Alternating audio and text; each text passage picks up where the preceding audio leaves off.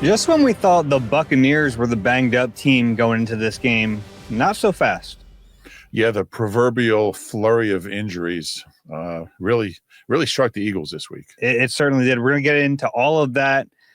We want to get into some matchups, Eagles versus Bucs. We have a bunch of questions. We have a bunch of nickname ideas for the Eagles win over the Rams. So this will be the last time we ever talk about that on this podcast. We'll go through all those at the end. This is the Eagle Eye Podcast, by the way, brought to you by Nissan. Reuben Frank and Dave Zangaro with you. Reuben, how you doing? Doing well. Good. Doing well. Looking forward to this game Sunday. Yeah, I am too. A little rainy weather the last few days, but, it'll be hot enough in Tampa. It will be. And I think that's going to be a factor that, when we talk about matchups, Eagles versus the weather is certainly a intriguing one. It is. But let's start today with the big injury news. Came out on Wednesday just before the Eagles went to practice. They put 3 players on IR, the most significant among them, Nolan Smith, their starting edge rusher, plays the most snaps of that group. He's going to be out for at least 4 games, probably 5 games. Most likely won't return until after the bye week. Yeah. And the concerning thing is it's that same injury that he suffered in the Super Bowl, that triceps, had surgery in February, pretty soon after the Super Bowl. I think like 2 weeks after the game, had surgery on that. Once he's sobered up from the parade. He was, yeah. The injury did not prevent him from doing 12-ounce curls. But yeah, it's a concern. And, both because he's going to miss probably 5 games. The first game after the bye, I believe, is the Packers, Monday night game at Lambeau. And then a short week, you have the Lions. So, look, it's not ideal. He doesn't have any sacks. I think he's been playing pretty well, pretty sound. I think really the defense has been very sound, even without a bunch of sacks or takeaways. They got a lot of guys on the roster at that position, but still a lot of question marks when it comes to filling in for a really good player. Yeah, how do you want to attack this? So on one hand, we can talk about Nolan Smith and another injury, which I think is starting to become a little bit of concern. And then there's the factor of, they got to figure out how to replace him for the next 5 games. Yeah, I think what you said first, it is a concern when you have a young player that is – that misses time, misses games, and has injuries that keep cropping up. You worry about it. And, the way he plays the game, he's such a violent player. And sometimes we see guys that play the game like that have trouble staying healthy. And so you have to balance being smart. You don't want to take away his aggressiveness, his physicality. He loves playing the run, and he's really good at it.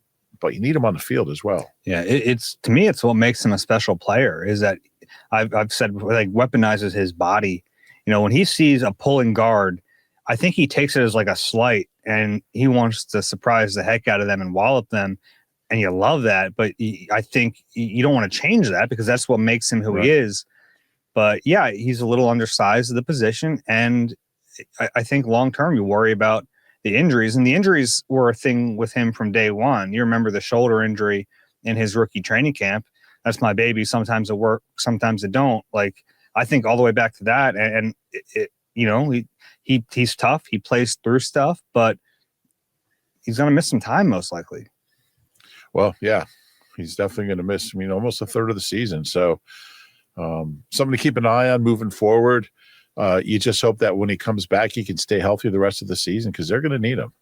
Do you think it factors into what his potential contract would look like? Because we talk so much about the Jalen Carter extension coming after this season. Nolan Smith will be eligible after this season. And based on the way he played last year, all of a sudden that was looking like a really big deal. Doesn't help. And and I think if he comes back and is able to play the entire second half of the season and the postseason,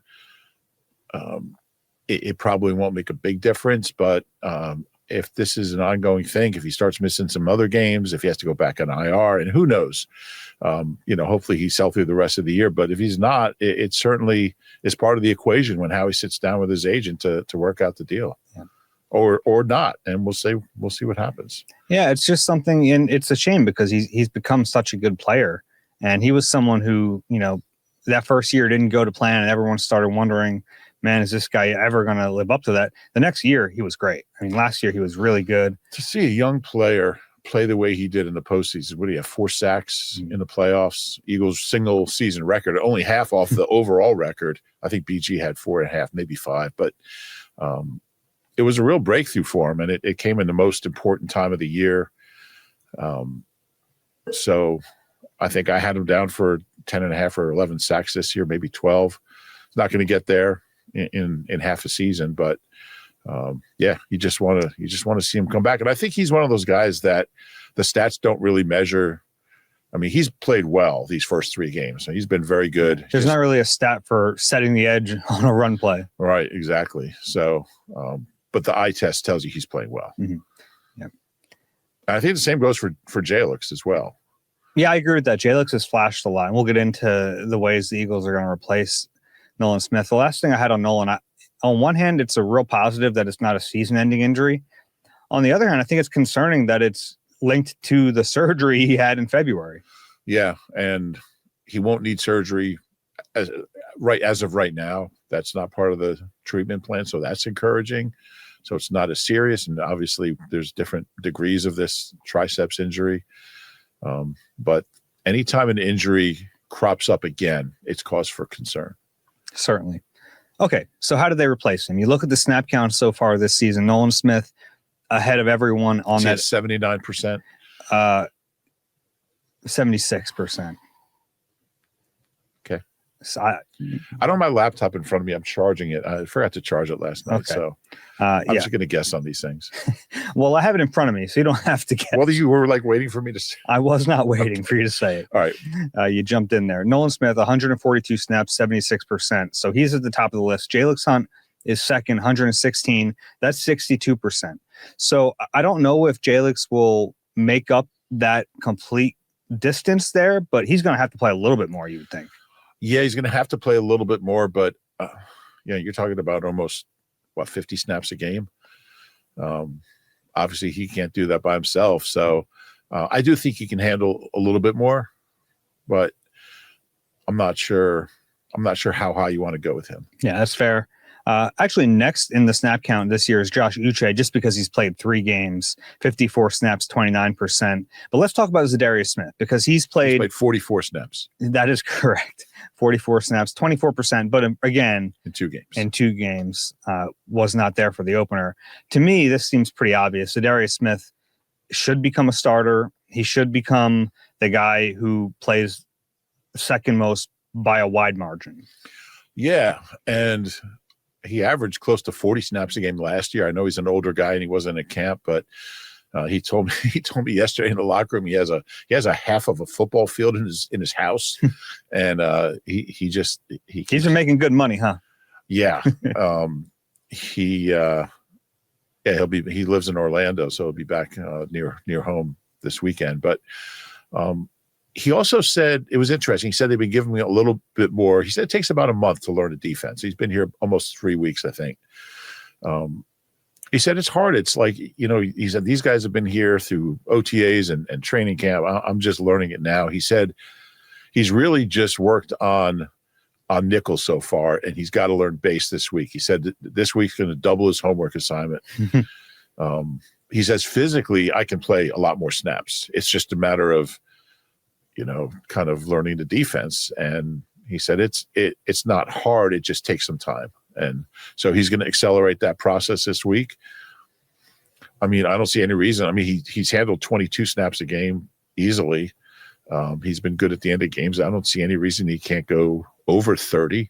I think mid-30s might be a little high, but 32, 33 snaps a game. And as he learns more and gets in better shape, that might go up. I think they're going to have to use one of the other guys who haven't played yet. Yeah.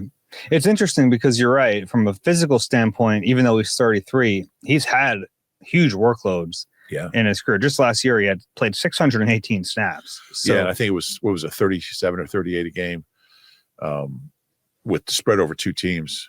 This guy had 9 sacks last year. So he's got to be the next guy. But I do think Josh Uche's played well, and I think his snaps can go up from 18 per game. I think he's at. I think you see that go up. They got these other guys on the roster, and one of them is going to have to play. I would guess Azeez Ojulari, but who knows? Could be Patrick Johnson has played in a couple games. Okoronkwo was here. He hasn't played yet. So there are some options. I don't know if any of them are. Look, they got to draft an edge in the first round next year. I'm just going to throw that out here, but we'll have some time to talk about that in the spring. They don't have. I mean, Zadarius Smith is the guy out of all these guys who had the best year last year. He's the only one who's got, positive numbers in sacks this year out of all their edges. He split a sack with, I think it was Makuba. He's got to be the guy who shows up. He's excited about it. He said he feels terrible for Nolan. He said we're the Smith brothers, and he said that's my Smith brother right there. He had just found out. It's funny, these guys don't know. He had just found out. He came to his locker from the sauna, and he just found out about Nolan. And said the thing, it's a shame. It's the same injury. That's that tricep. So that's how we officially knew it was a triceps. Confirmed it for us. But yeah, he's their best hope, I think, out of this whole group. Yeah, you hit everyone there. So I want to backtrack a little bit. Yeah, Josh Uche. So just in terms of how much workload can he take, I found it interesting. He hasn't really played that many snaps in his career. No, he hasn't. He's been a third down guy. Yeah, his career high is 374. He was already on pace for 306. So, I agree with you that in the interim, he might have to pick that up a little bit. I don't know if it's a good idea to overload him. Yeah. But based on what you're saying about Zadarius Smith only playing nickel down so far, they might have to kind of piece it together a little bit until he's ready to just be the starter who plays, 50%, 55% of the snaps. Yeah. Yeah, that's true. And I mean, he did say he thinks by Sunday he'll be more prepared to play all downs. He said, if they want me to play every down, I'll be ready for it. So there's a combination of a 33-year-old guy physically, how much more do you want from him, and mentally, how much more is he ready for? But let's not overblow. It's easy for me to say it's easy, right? But there are different positions where it would be much harder to learn a defense. When you're playing edge rusher, there's only so many things you're going to do on the field. It's one of those positions where that's why when they brought him in late, you're like, yeah, of course he's going to play this week. He's a veteran. He's going to learn enough to be on the field, and he was. Yeah, I think all that's true. And I think he believes he can handle more. He said he's ready for whatever they throw at him. So, well, it'd be interesting to see how high that number goes. Yeah, so we know those guys are going to play, right? It's going to be Jalix Hunt. It's going to be Zadarius Smith. It's going to be Josh Uche. Right. After that, the other three veterans I have on the team, all three were inactive last week. And Patrick Johnson, to me, was a surprise inactive because of how much he plays on special teams and how good he's been on special teams. But it's Patrick Johnson, Azeez Ojulari, and Obo Okoronkwo. Of those three, you would think one of them is going to have to play somewhat significant snaps on defense, unless Vic just really wants to shorten the rotation, which he did in the playoffs last year. Yeah, considering how Zadarius Smith might be limited, I'm not sure he wants to go with three. Mm-hmm. And I really have no way of knowing what Vic is thinking as far as the other guys. I kind of think it'll be Okoronkwo or Azeez. Patrick Johnson's really, he's a high effort guy, but he's really special teamer. And he played. We say that, but I think Vic views him a little differently than the rest of us. Yeah, and he's played him already. Yeah, he played 12 snaps on defense in the. Yeah, 12 in the opener and 6 in the next game. So he played. That's a lot of snaps for Patrick Johnson, and I don't think. Look, I don't think he hurts you. I think Azeez Ojulari had 6 sacks last year, I believe. I think he might be the best option out of the group, but we'll see. It'll be interesting to see who's up. I think one of them is going to have to play 15 snaps. I'm intrigued by Ojulari. I was intrigued by him when they signed him because we've seen it. We've seen the success he had with the Giants. The only question about him we thought was, can he stay healthy? And it was a quiet training camp, like no doubt about it. But there are some guys who are just gamers. Yeah. Like they don't practice as well as they play. And, it's unfortunate for him if that's the case, because we know how much Vic values those practice reps. But would it surprise you if he gets out on the field and like all of a sudden looks good? It wouldn't surprise me at all. No, it wouldn't. I did talk to him briefly yesterday. He said it's been a little frustrating not playing. And I guess that's the best way to keep a guy healthy. Just don't play him. So he's healthy. He said, he's ready. He feels ready if he gets the call and he feels like he can help. So I kind of feel like he might be the next guy. I want to see that. Yeah, me too. Just from a selfish standpoint, I want to see what he looks like in game action. Yeah, and I think he might be the best option. But again, Vic hasn't asked us. I don't think he will. I don't think so. Maybe he might. He might ask us. He might not listen to us. Exactly. He won't listen to us. Yeah. It was curious, though, that they were keeping 7 on the roster. That's a heavy number. You're only going to have 4 or 5 active on game day. So they were just resigned to the fact that a couple of these guys weren't going to dress. Yeah, and I wonder if, this is pure speculation, if there were signs, like if that injury is bothering Nolan, and if they felt like they needed to be heavy there, just in case. I don't know. So that's just a thought, but it's unusual to carry 7. I do want to bring up one more internal option we haven't discussed, and it's something we get asked about a lot. Jahad Campbell. Now, he hasn't really been working much on the edge. We see him within the structure of the defense being an inside backer. They walk him up to the line quite a bit, and he'll present as an overhang player, but he's not just like taking snaps there. He's not getting reps there during the week. I think it's a possibility. Well, he's got an injury of his own, which we'll get to. Mm-hmm. So that could be a factor. His health, but it's certainly same body part. Yeah. The triceps. Yeah. Again, triceps. I could see him doing a little bit. I don't think he'll do it. I don't think he'll be a full-time. I don't think full-time, but I like the optionality there, especially when you have Nakobe Dean. I don't know when he'll be back. He's eligible to return next week. I don't think he'll be like back on the field next week playing a bunch, but it's possible he's back soon. Then you're talking about, well, maybe your best bet is to play Nakobe a little bit on at inside backer and slide Campbell or Bond up. And you could even pass some fun looks where you have all 3 of them on the field and like a team doesn't know Bond or Campbell, which one of them is going to line up on the edge. Yeah.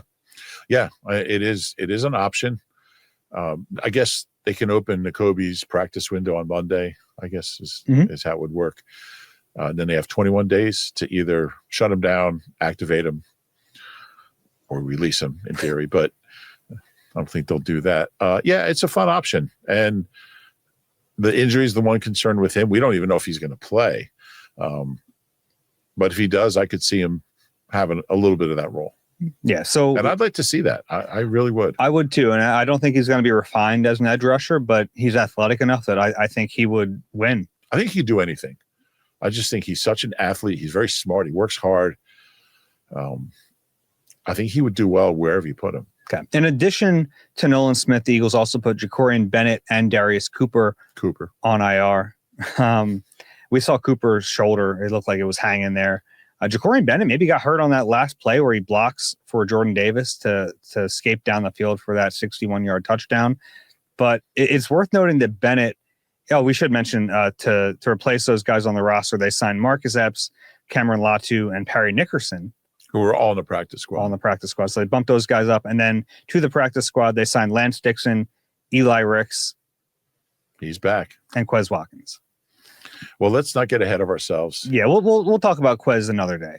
Yeah. But I think the Jacorian Bennett injury is interesting because Adoree Jackson also missed practice on Wednesday. Not an injury that put him on IR. He has a groin injury. But because of that, we could be looking at Kelee Ringo starting in week 4. Do we know Bennett's injury? No. We don't know Bennett's injury. They don't tell us. If he's active, they have to in the injury report, but if he's on IR, they don't. And I didn't see him yesterday. I didn't see him either. But yeah, he'd been playing. He had been the next guy up. when Adoree had missed some time, 22 snaps. Stop doing it. I know, but I think it's 22 or 24 snaps. But I thought he played okay, and obviously had a significant role on the last play of the game. Is it 22 or 24? You're right about one of them. I think it's 22. It's 24. You got a 50-50 shot there. I should have just said 23. I was off by one. But yeah, Kelee, and Vic talked about Kelee on Tuesday and said he likes the way he handled not getting that starting job, and he's gotten better over the last few weeks. I'm not sure how much better you can get. And you talked to Kelee yesterday, didn't you? I did. And, I think the thing you worry about with a young player who fails to win a job is his confidence shot, especially at that position.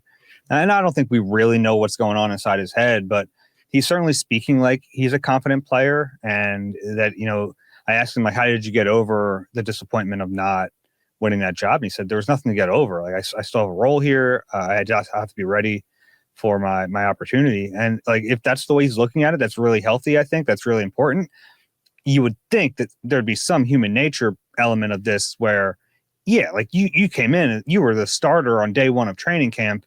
And then by the time the season started, you're basically third string. I don't think that's, if you're confident after all that, man, you had a lot of confidence. Yeah, no, that's all true. He's always been that way. He's always come across as confident. He's going to need it down there, even without Mike Evans playing. There's something there with Kelee. I still believe that. He's still a young guy, still 23, isn't he? A young 23. He's up. See, I didn't know if he was 22 or 24, so I just said 23. No, I knew he was 23, but he can run. You see, and he's physical. You see it on special. He's a really physical special teams player. And he's just got to cover better. And, we'll see if he can do that. Because we don't know about Adoree. They signed Eli Ricks back to the practice squad. Yeah. So maybe he'll be up. But well, they promoted Perry Nickerson. Well, he's kind of more of a slot, isn't he? Yeah. Yeah. But you have the option to play Cooper outside if you need it. Yeah.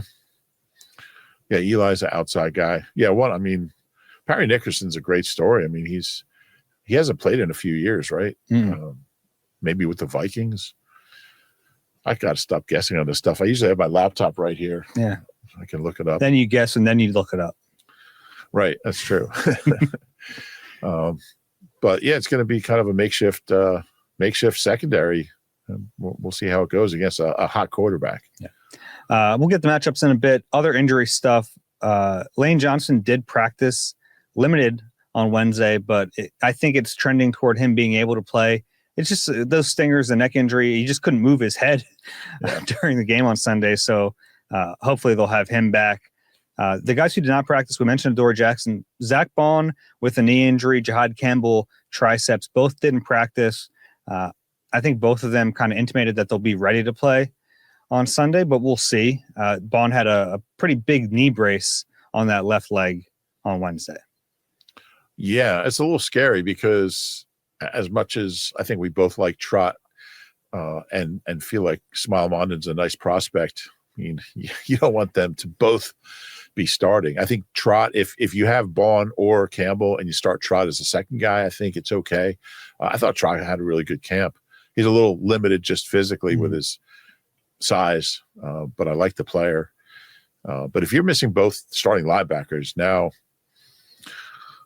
you're going with two guys that just haven't played in the NFL, played defense in the NFL.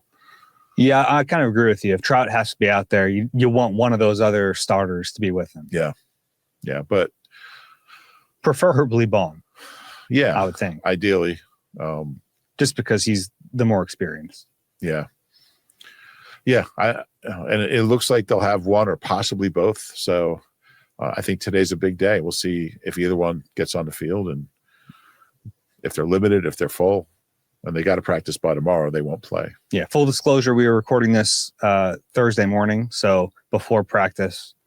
We don't know. But it is a lot of watching both injury reports this week because the Bucs are banged up as well. Looking down there, Mike Evans, he's not going to play in this game. He's out for a few weeks. But Chris Godwin was a full participant to start this week. So it looks like they're going to get him back. And we'll see about Tristan Wirfs. He was limited to start the week. Both of those guys, Wirfs and Godwin, haven't played yet this year, but they didn't put him on IR, which tells you they thought there was a good chance to be back by week 4. Yeah, like Will Shipley. Well, he played in the opener, right? Yeah. Yeah, never mind. But was he full yesterday? He was full. He was full. So he's trending toward returning. Yeah. He's got the Eagles' longest run from scrimmage this year. Wow. 20-yarder. I guess Jalen's second, huh? Well, 18-yarder. Yeah. So, yeah, that might be my bold prediction. Will Shipley gets in the end zone. Okay. Well, I might go with that. But, yeah, both teams are pretty banged up, and it's going to be a big part of this game is who can get out on the field. Yeah. This is our first podcast since CJ Gardner-Johnson got released by the Houston Texans. We don't have to spend a ton of time on this, but what was your reaction? It was pretty surprising. It was surprising, but then you see the reason, and it's not surprising. And I, look, I think I really like CJ. He's a fun player, brings a ton of energy, but this is just, look, he's bounced around the league a lot, and he hasn't played for the same team 2 years in a row since the Saints, his second and third years in the league, I guess 20 and 21, I guess. There's a reason when a guy bounces around a lot, and he's a difficult guy to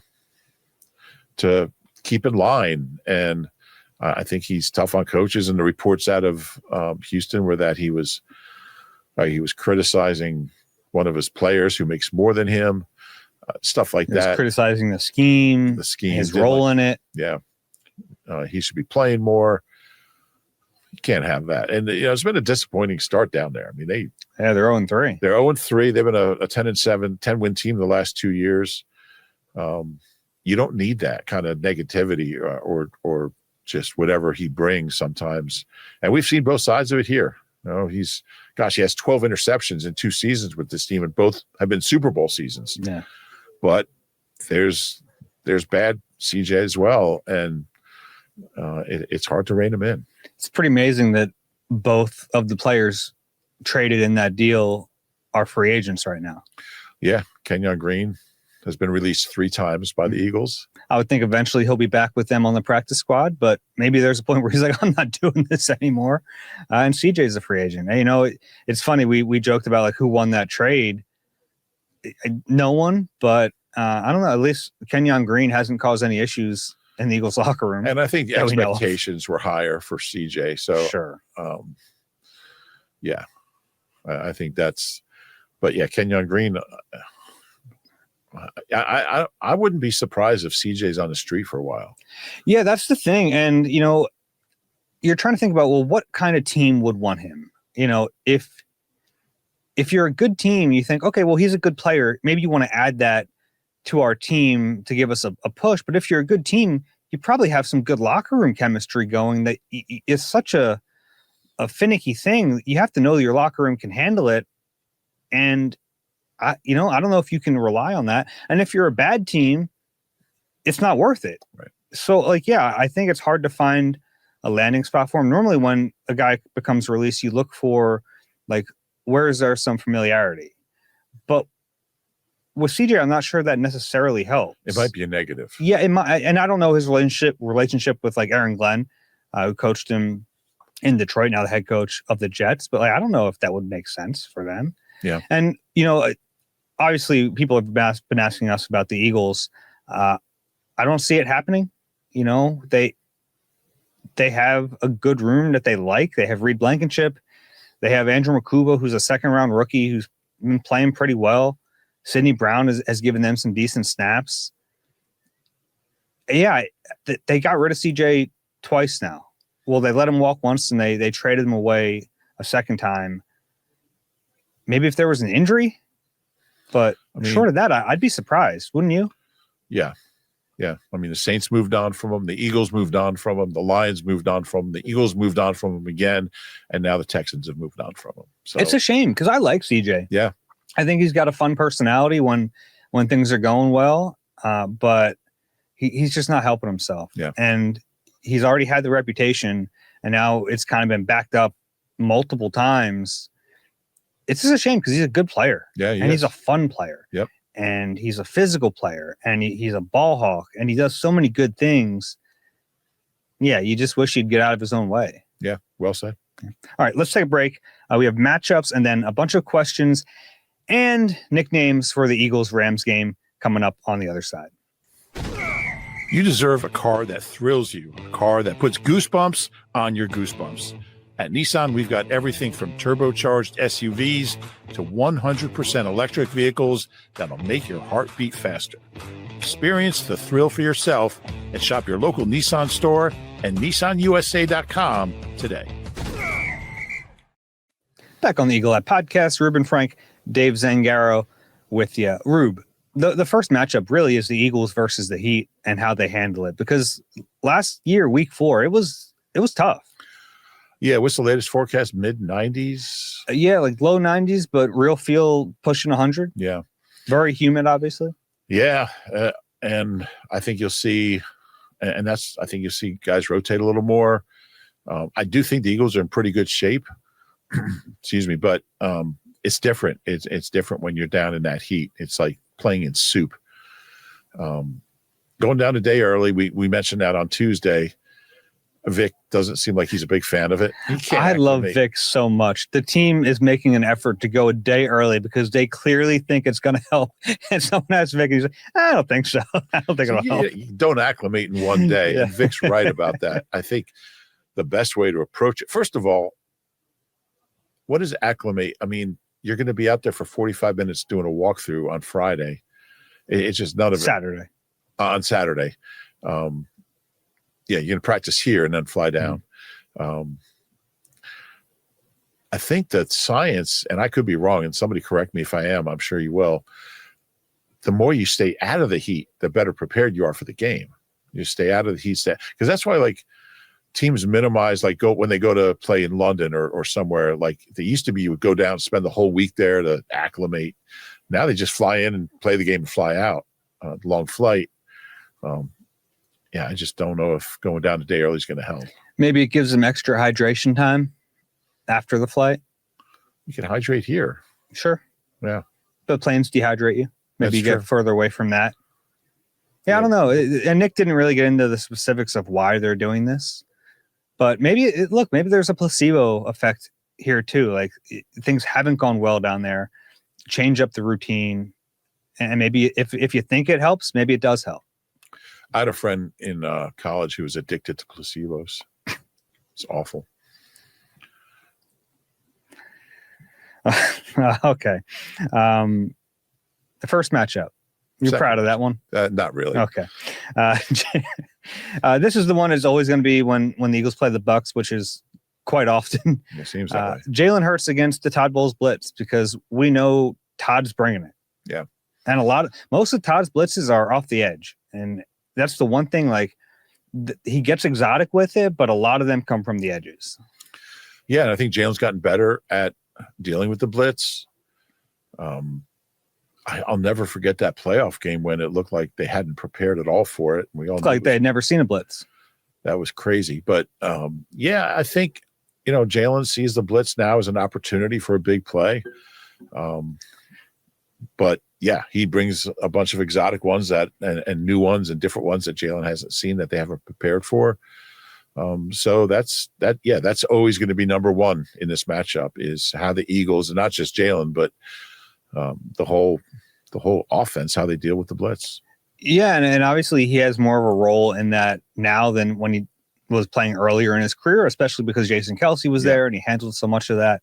I think he's come a long way in it. I think the team itself has given him more built-in ways to beat it. And the beauty of it, we saw it a couple weeks ago. Sometimes you get a zero blitz. That means A.J. Brown is out there in man coverage, and you can, or Devontae Smith, and you can throw the football up to them and just let them make a play. It becomes one of your best blitz beaters. Yeah, and that's why I really like the one he lobbed to Devontae down the right sideline in the Kansas City game, because that's not a play. That's not it's not in the playbook, but just chuck it up there and he's going to catch it. And that was a pretty good corner he was up against. So Yeah, I mean, it's something that you have to do, and I think he has gotten measurably better against it. The Bucs have a good defensive line. Our old buddy Hassan Reddick down there playing all right for them. What a weird twist his career has taken since leaving Philadelphia, but he'll be matched up against Lane Johnson, presumably in this game. Those guys have seen a lot of each other. Yeah, and you just hope Lane is close to 100%, and you get the real Lane Johnson, because that'll be a fun matchup. Mm-hmm. On the other side, you have Yaya Diaby, who good player, kind of underrated player in this league, but he'll get some pressure too. And then up the gut, Vita Vea, one of the best nose tackles in the NFL. Vita Vea to me was always like the goal for Jordan Davis. And I think Jordan's body has changed so much. I don't know if that's the case anymore, but that was always like, man, if you could turn Jordan Davis into what Vita Vea is a run stuffer, but also a guy who can get upfield a little bit. Obviously, like Dexter Lawrence is the best in the world right now as a pass rushing nose tackle, but Vita Vea is a pretty good comp early on in the career, and he's a great player. And has been for a long time. Mm-hmm. Yeah. What do you think it'll take for the run game to get going? It's a great question. It's a question I asked Nick and Kevin Patullo and didn't really get much of an answer. I think the closest I got to a real answer was Nick saying it's not just one thing. I think they have to block better. I think they've got to continue with the vertical passing game to open things up for Saquon. Which is, if you think back to like the 22 season, that's what they did. Yeah. You know, like we remember last year that the run set everything up. In 22, it worked the other way a little bit. Like those chunk plays set up the run game. Yeah, absolutely. So it's been surprising to see how ineffective it's been. I was surprised he didn't use a changeup back at all on Sunday. It was all Saquon. I wasn't too surprised about that. I mean, I thought we might, because like in the previous game, we saw AJ Dillon get 2 carries, or one might have been a pass. I don't even know. We also saw him get screamed at by Jalen Hurts. He did. Yeah. He did. But I just think a little change of pace can't hurt. But then you're like, oh, you want Saquon on the field. I get that. But yeah, I don't know if it's any one thing. It's been surprising that it hasn't worked. I just think the play calling in general just hasn't been good enough to get anything going really well. Mm-hmm. It's not just the run game. It's not just the pass game. It's just the offense. We had one good half out of desperation. So did you hear Jalen was asked on Wednesday what changed in the second half when he went back and watched it? What got the offense going? And he like, we had to.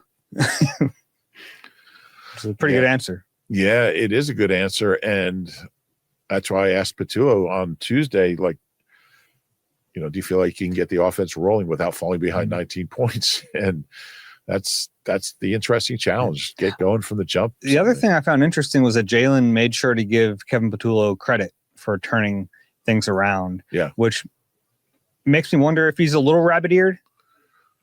Yeah, because a lot of talk, when things went badly, it was Kevin Patullo's fault. When things went well, it was like, oh, it had to be Jalen. Yeah. It couldn't have been Patullo. I think maybe a little rabbit-eared Jalen picked up on that and wanted to make sure people know that he respects the offensive coordinator.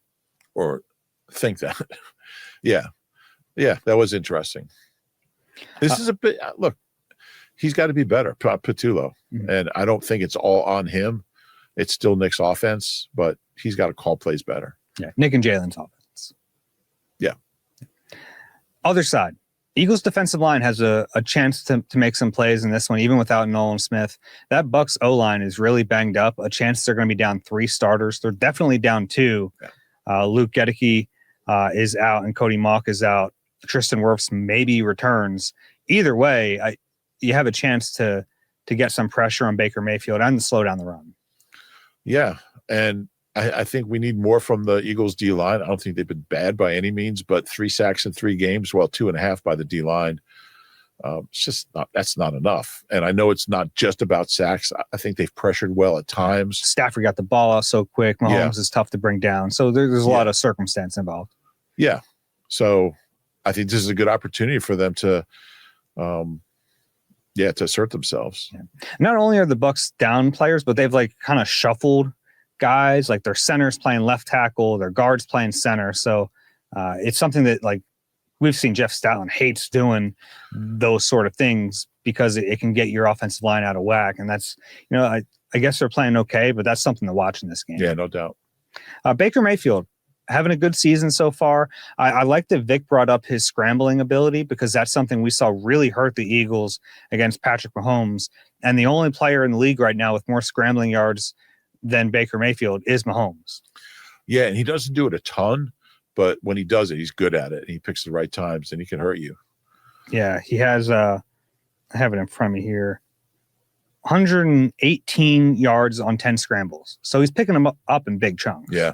That's a pretty high number, and there's probably a couple of kneel downs in that. No, those are scrambles.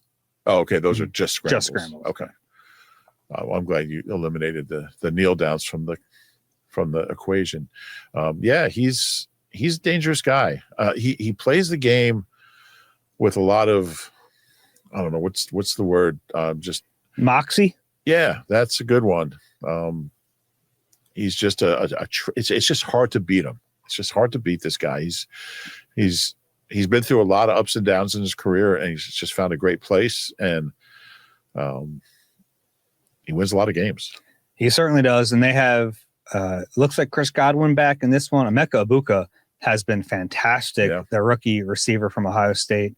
I think Ohio State turns out some wideouts, don't they? They do. Who's the real wide receiver? Is it Ohio State or LSU? Oh, that's a good one. Ohio State's probably been doing it longer. Chris Carter. Go back to Chris Carter. You go back to Chris Carter. He's a Hall of Famer. Yeah. Went to Ohio State. Mm-hmm. My dad was a professor at Ohio State. Mm-hmm. So I was born in Columbus. He was working there. He didn't play wide receiver, though. But, yeah, they both have. They're both terrific. A lot of good ones. The one thing about Baker, he has not thrown an interception yet this year. That's a little deceiving. One of my favorite stats, and it's a Pro Football Focus stat, which we look at Pro Football Focus stats, not grades. Stats. Yeah, I've given up on their grades since they graded Matt Pryor higher than Fred Johnson. Yeah, in the game Sunday. Yeah, the grades don't do it for me. But this is one of my favorite stats: turnover-worthy plays, because sometimes it's like luck. Like a cornerback drops a pick and it's not an interception, but it's not a ding on the quarterback. But he has 7 turnover-worthy plays in 3 games, 5.4%, which is third among 28 quarterbacks with 80 dropbacks. So just to put it in reference a little bit, like he's been a little careless with the football. And in a game like this, like that could be the difference if the Eagles make that one play that he hasn't had made on him yet. Yeah, and they don't have a ton of turnover of takeaways this year, but the ones they've had have been pivotal. Maybe Quinyon gets his first one this week, but he will put it up for grabs. I think they might get 2. Wow. Yeah. A lot. And the last one, they got a little leaky against the run last week. Yeah. Kyron Williams and Blake Corum with the Rams did some damage. So Bucky Irving, pretty good running back. Yeah, not having a great year. No, off to a rough start. It's interesting. The 3 lowest rushing averages in the league are Saquon, Bucky Irvin, and Josh Jacobs. All guys are at 1,000 yards, well over 1,000 yards last year, which is interesting to me. But he's a talented kid. Yeah. What do you think's been the issue run defense? Vic said it's been a conglomeration of things. Yeah, I mean, I think they played pretty good run defense at times. They've given up a couple long runs and just missed tackles, really, I think, on those plays.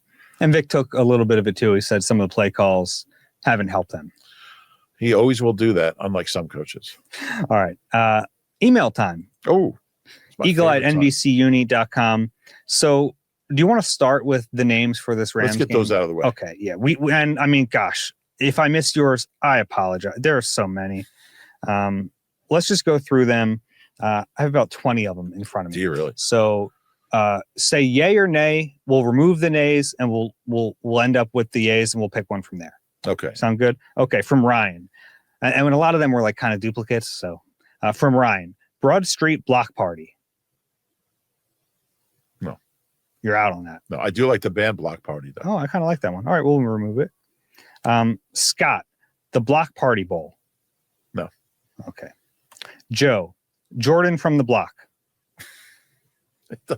It's funny, but it's not a name for a game. Not the game. Yeah. Good name for Jordan, maybe.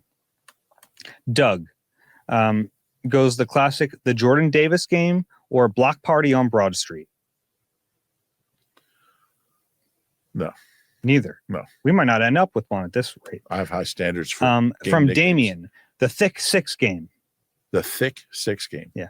No. Called a Thick Six when like a big guy gets rumbling. Yeah, I get it. Okay. No, okay. Chris, the Block Party. I mean, I think it's simple. Mhm. I prefer that one to the ones that are a little more. Okay, so we'll leave that one for now. Yeah.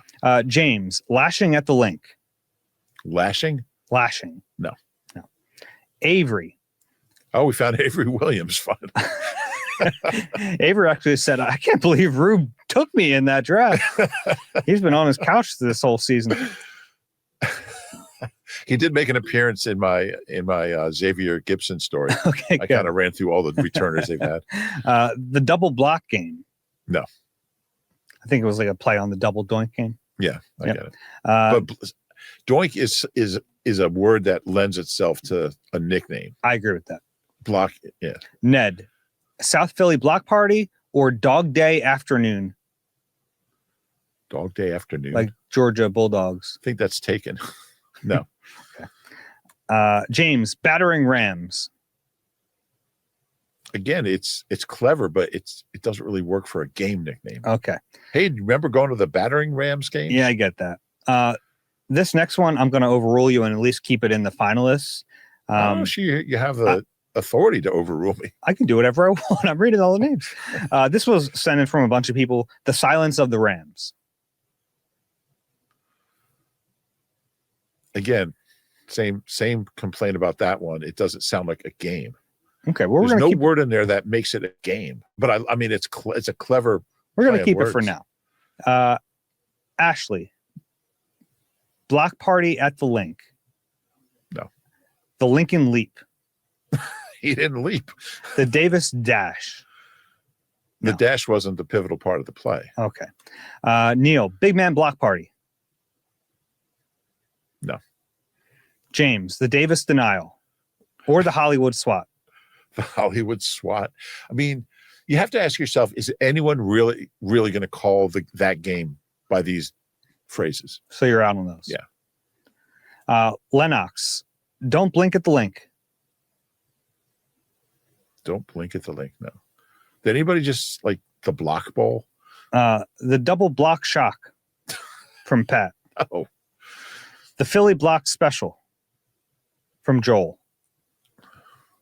It's too close to Philly Special, which is hallowed. Okay. Hallowed name around here. Ryan, the Bulldog Block Party.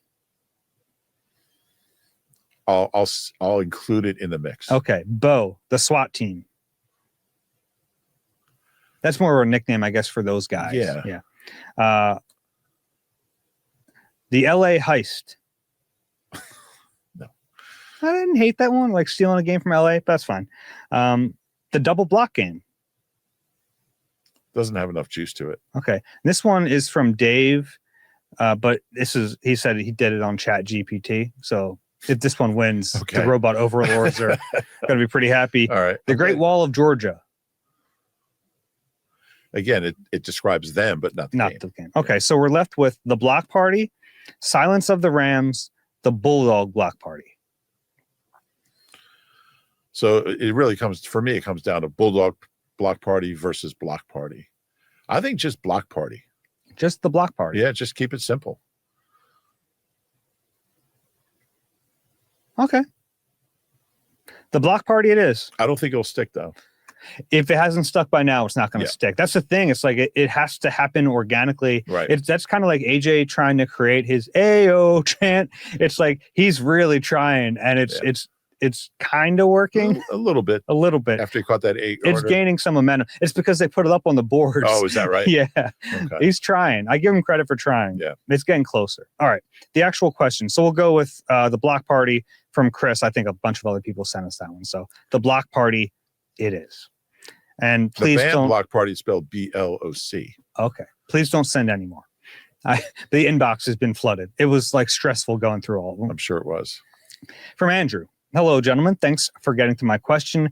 There are two parts. Number one, who generally makes decisions regarding playing time? For instance, with how highly regarded Stout is, does he just decide to put Pryor in for Lane and then later replace him with Fred Johnson? Or is all that Sirianni? And the second part of the question, if Lane can't play, how likely are they to go straight to Big Fred next time? Both good questions. I think generally the position coach is handling reps and who goes in and who doesn't. Mm-hmm. Yeah, and a guy like Stout who has all the equity, like, they're listening to him. He might be handling the whole team. Like, So I think it was Pryor, and they've explained it a little bit. Like Pryor had taken reps there. They'd worked all summer with him there. I still don't think that's a good enough reason to do it. But and they're a little too slow to get him out of there too. I agree with that. It took Jalen almost getting killed. Was it 5 possessions he played? Yeah, and it was 4 3-and-outs, and the last one wasn't a 3-and-out just because he got demolished and Jalen had a strip sack on. Yeah, so I would guess if Lane can't go, it would be Big Fred. Yeah, it would be, and as much as we love, it would be malpractice if they put Matt Pryor back out there. Next one from... I'd rather have Mel practice out there. From Sam. Just want to start by saying thanks for all the great content about the Birds. I've been watching the pods since before COVID. I have a question for both of you. Thank you. Dave, what is your evaluation on Jalen Carter through his first 2 games this season? I rewatched a lot of the 2 games, and I'm honestly disappointed. I can't tell if it's injury or conditioning related, but it seems like JC is not making the same hustle plays as he did last year. I think that's a fair criticism. Yeah. There are times on tape where you're like, oh man, you don't love the effort. And it's a little jarring to see from him because he's always been such an effort guy. I do think he's injured right now. We've seen him grabbing at his right arm, a bunch. He's been listed with a shoulder injury at times. So I don't think he's 100% healthy. And I think what Vic said about his conditioning is true. Like, he is not at top peak shape right now. Yeah, there's no question. He'll get there, but he's not there right now. Well, and you just hope that the injuries aren't part of the reason he's not in that conditioning that he needs to be in. He's clearly not the player. I mean, he's still good. He's still really good. Yeah, and don't let that fool you. Like, and he's still demanding double teams. There are moments where he still takes over a game. Yeah, but as far as consistent play, start to finish, he's not the same player. And he's playing so many snaps. It becomes like there are just more snaps to see the plays where you're like, not great. Yeah. You're part of the question here. Rube, I was a starting right tackle for my varsity football team in high school, South Jersey High School. I also spent time as a shot put thrower for the track and field team. Watching Jordan Davis run 18.5 miles per hour reminds me of when I participated in the big man 1,600-meter relay where myself and 3 other football linemen teammates of mine competed against other schools' big guys. That being said, who would be on your Eagles all-time big man relay? So 4 guys over 280 pounds. He gives his Jerome Brown, Lane Johnson, Jason Kelce, and Jordan Davis. Honorable mention, Mailata. Yeah, I mean, I think Jordan Davis will be my anchor. I know that. He's going to run the 4th leg.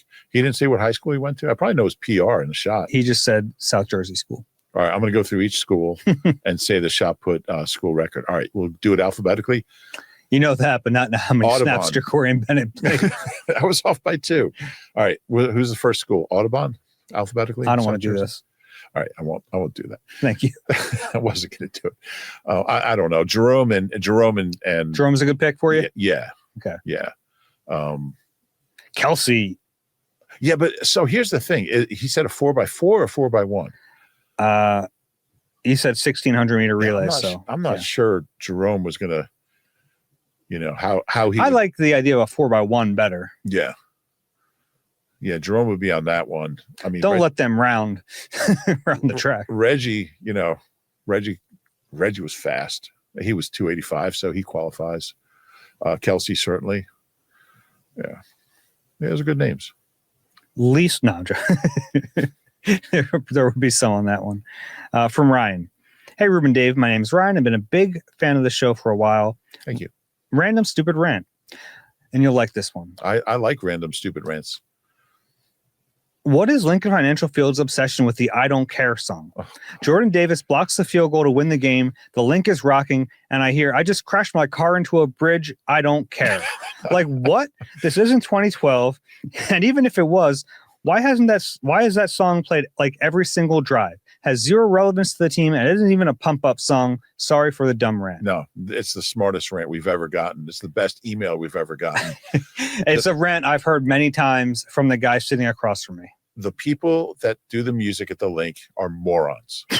All right. I mean, they play the worst music. And like, I get during warm-ups, they play hip hop because the players like it. But like when you go to Pittsburgh, I mean, they're playing when the team scores, or, you know, the defense comes on the field, they're playing like, you know, Pantera or Black Sabbath. You know, they're playing Sleep Token, who was in our building last night. Oh God. I don't think they're not that. We listened to some in the. Yeah, I'm just. Yeah. Barrett was a fan. Oh, Barrett yeah? texted me. He's like, "What do you think of Sleep Token?" I've never heard them, but yeah, they're a little more mellow. But yeah, I just threw that in there for. But yeah, I think they do need to revamp the music, and I'm always complaining to Don Smolensky, he's a team president. I was actually ran into. And Don always tells you, "It's not me." What do you want me to do? But he's the team president. I ran into some friends who were tailgating, walking over to the stadium. And Don was kind of walking around the parking lot, which he does. And he came over to say hi. And he's like, "Would you guys tell Rube to stop complaining to me about the music? I don't pick the music." And I'm like, "You're the team president. You pick everything." I don't get it. The serious answer is, I think they're trying to create. To be clear, there was no question. They're trying to create a family atmosphere. Mm-hmm. And for some reason, they feel like, you know, I can't. What's the word? Crappy music is the way to do that. I mean, it's so inappropriate. It's so wrong. It's so misguided. You want AC/DC. You want Sabbath. You want Ozzy. Calling it Guns inappropriate is hilarious. What's that? Calling it inappropriate is very funny. It's a football game. It's not a freaking 15-year-old's bat mitzvah party. Well, 13-year-old's bat mitzvah party. I mean, they got held back. Yeah, they just weren't ready. They only knew nickel. They didn't know bass yet. Yeah, it really, to me, in all seriousness, it really damages the atmosphere in that building when they play that kind of stuff. And he's right. Is that Ryan? Yeah. Yeah. I mean, he's right. When you have 50, did you send this email? Yeah, 50. Is this your pseudonym? I am Ryan. Are you Ryan? No, I'm not Ryan. We have 57,000 people ready to just erupt at a big defensive stop or a takeaway. It's just not what people want to hear. And I don't know why they do it, and I hate it. You know why they do it? To piss me off. I just crashed my car into a bridge, and I don't care. How about that? It's also like the worst song ever written. You know what's funny is they opened for somebody. Who does that song? I don't remember. I don't know. I left work once, and I was walking to my car, and I could actually hear them actually playing that song in the stadium. From Icona Pop? Icona Pop. Icona Pop? Yeah. That's it. I didn't know that. Why would you? Okay. Why would anybody? One more question, a fun one for you. Given that Spinal Tap is one of the only movies you've ever referenced on the pod, have you seen the sequel yet? The new sequel? If so, what are your thoughts? Personally, I thought it did a great job of capturing the spirit of the original. Maybe the funniest movie ever. I haven't seen it yet. Kind of busy this time of year. I'm hoping to. Maybe bye week if it's still out. Nice. Yeah. Would you go to the movie theater? When's the last time you went to a movie theater? Last time I went to a movie theater was for Jeff Lurie's movie, the Summer of Soul. Okay. I saw it at a movie theater up in, I guess it doesn't really matter where it was, but it was up around right where the Lehigh practice fields used to be, that shopping center. Yeah. Yeah, it was playing up there. I like that Center Valley. Going to a movie is still like, you made it as close to a concert as possible. It was a great movie. It was very good. You saw it, right? Yeah, it was excellent. Yeah. All right. That's where we'll end today. Some fun ones there. Didn't get to all of them. We had so many emails. We appreciate all the support. We do. I will give a quick tip, though, for the emails. Edit a little bit. Like, keep them short, because sometimes the long ones, I have to end up editing them. And I'll be honest, sometimes I'm not going to do it. I don't have enough time. So keep it short. And then, we get a bunch of emails about like topics we're going to hit. Like we're going to talk about Nolan Smith. We're going to talk about, CJ getting released. My tip would be like, if you want your email read and you want the question read, maybe go somewhere where the conversation wouldn't be steered naturally. That's good advice. Yeah. Okay. Prediction, Rube, you leaning one way or the other against the Bucs? Yeah. Tough game. I'm picking the Eagles. I'm just not going to pick against them. Maybe ever. It is. They just win. I mean, I know the history in Tampa. We all know it. They know it. But I'm not picking against them. Yeah. And I mean, gosh, 19-1 in their last 20. It's the second best 20-game stretch ever by any team anywhere. 10-game winning streak followed by I think it was a fluky loss. Jalen got hurt, lost to Washington. And then a 9-game winning streak. I mean, how many teams have done that? Not many. So, yeah, I'm not picking against them. Yeah, me neither. All right. If you enjoy the Eagle Eye podcast, please do us a favor, rate and subscribe wherever you get your pods. If you're watching on YouTube, click that like button, subscribe there as well. Rube, any final thoughts? I do. Okay. Ryan, good question. All right. For Reuben Frank, I'm Dave Zangaro. This has been Eagle Eye presented by Nissan. We'll talk to you soon.